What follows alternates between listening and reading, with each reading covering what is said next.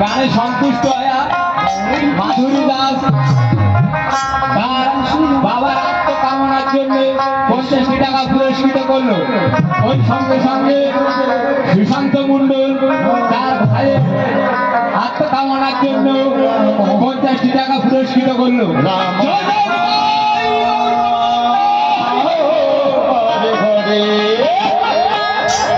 Hare Krishna Hare Krishna Krishna Krishna Hare Hare